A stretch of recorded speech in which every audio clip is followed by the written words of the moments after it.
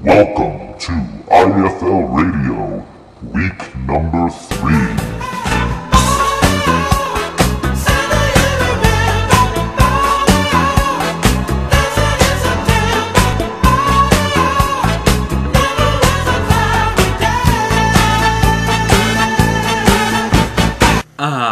There's an oldie but goodie coming to you, compliments of Earth, Wind, and Fire. That song is called September. You can download it via iTunes if you'd like. And once again, I'd like to welcome you to IFL Radio Week 3. And just because it is Week 3 in the IFL does not mean it is Week 3 here at our radio show. It's actually Week 1 if you want to get technical about it.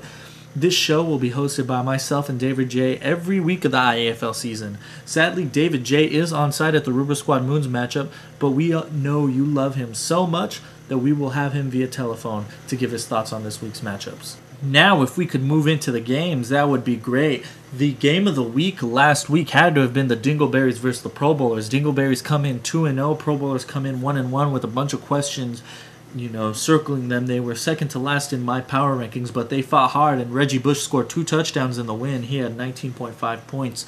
The biggest point getter in that game was Joseph Adai for the Pro Bowlers and Randy Moss. Randy Moss had 26. Joseph Adai had 22, I believe. Now we go over to Rubber Squad versus the Von Dons. Rubber Squad also undefeated. They were coming in high off great performances off Tony Romo and Chad Johnson. Both had respectable about 20-point games, but Tom Brady and TJ Houshmandzadeh outshined them.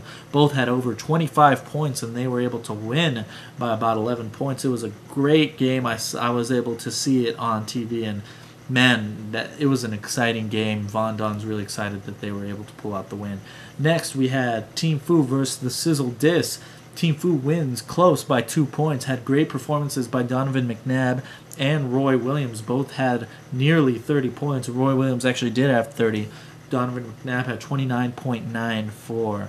Now for Sizzle Dis, he had an okay performance by Manning. His best performance came from Lamont Jordan, who was an absolutely horrible draft pick for Team Fu, interestingly enough, last year. Adrian Peterson, the rookie, had a decent game as well. Now we move on to the winless Bone Crushers versus the Moons.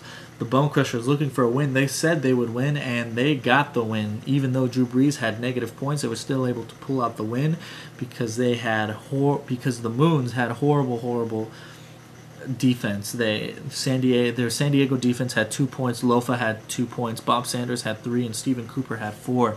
Barrett Rudd outscored the Moons defense just by himself. That's just to show you how good the Bone Crushers defense was last week. Steven Jackson had a good game despite being hurt, and Donald Driver had an amazing game with over 20 points. Power Rankings. This may be my favorite part of IFL Radio. If you read my article, you know I do power rankings every week, but we're going to change the format up a little bit. Usually in my article, I go from number 1 down to number 8, but just to build the suspense, I'm going to go from number 8 to number 1. So let's start off, shall we? Who will be the number 8 team? Number 8. And the team to get number 8 this week is the same team that got number 8 last week. Team Fu, with a record of 1-2, has 395 points. He won last week, though, but his 395 is still the lowest out of all the teams in this game, in this league, in the great league that we call the IAFL. I believe that they will move up from number 8, but they really need to work on having consistent performances by Donovan McNabb. Donovan McNabb is the leader of this team, and he needs to have a better performance in order for Team Fu to move up. Now, people always ask me, even though Team Fu is number 8, do you think he will make the playoffs? I actually do think he will make the playoffs. I think he will come in, and I think he will get the 3rd seed in the IAFL North, and who knows, he could make a lot of noise in the IAFL playoffs. This is a great manager we are talking about.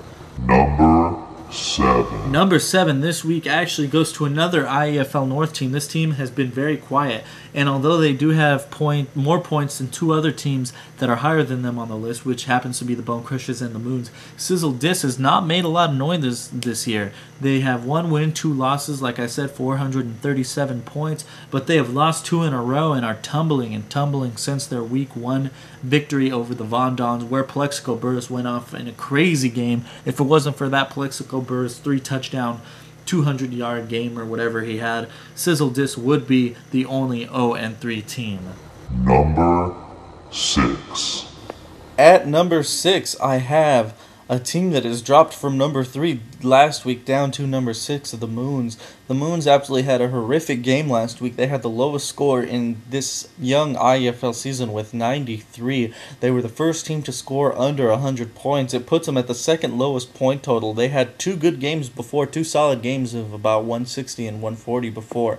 But this drop off to 99 is not acceptable. They lost to a winless Bone Crushers, and they need to step their game up quick if they really want to make some noise and get their title again in the IEFL South. Number 5. At number 5, we have another IEFL South team, the Bone Crushers with manager Rob Cox. The Bone Crushers have actually had a decent year. They scored 160 in a game, and they won this game. The game where they scored 160, they actually lost to a red-hot Ruber squad. But this team has actually stepped up. They've moved up a couple spots in the power rankings. They are now in playoff contention in the IEFL. And they are now the 3rd seed in the IEFL South. They can actually make a lot of noise. They have a talented squad, but Steven Jackson is out, and so is Deuce McAllister. Deuce McAllister is actually out for the whole year, so we're going to have to see about the running back situation over with Rob Cox and the Bone Crushers. Number 4.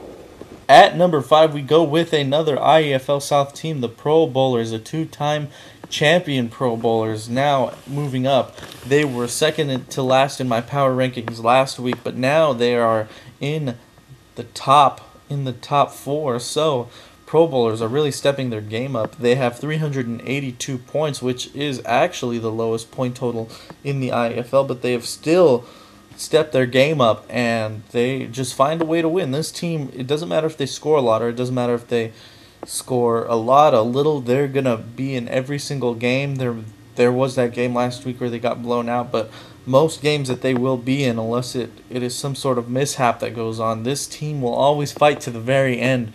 Will this team make the playoffs? I really think this team will make the playoffs. Number 3.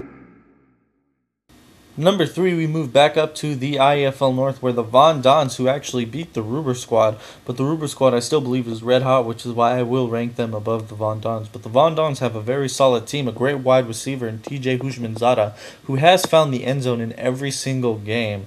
So when you have consistency like that, it's going to be great for your wide receiver cores. He needs to work with Larry Johnson, though. Larry Johnson having a horrible start to the year, even actually, in my opinion, a lot worse than LaDainian Tomlinson. No touchdowns this year for LJ.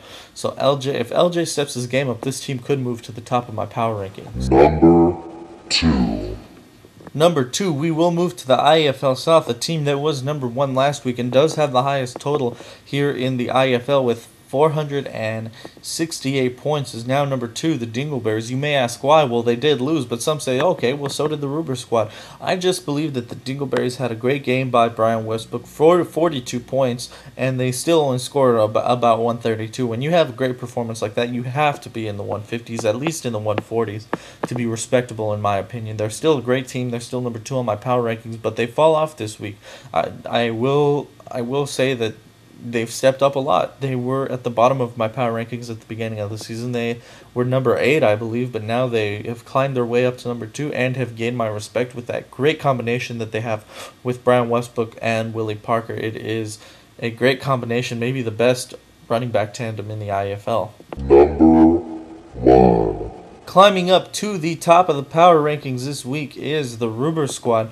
The Ruber squad have not had a great performance yet from LT, and everyone knows LT will break out. He did last year. He will do it this year for the Ruber squad. And once LT breaks out, I believe that combination that he has with Romo, LT, and oh man, my mind just went blank here with Tony Romo, LT, and Chad Johnson is very good. Chad Johnson and LT were on the same team last year, scored a couple high-scoring games. So you have my word, and there are my power rankings. Thanks a lot for tuning in, and we will take a quick break, and then we will be back with David J.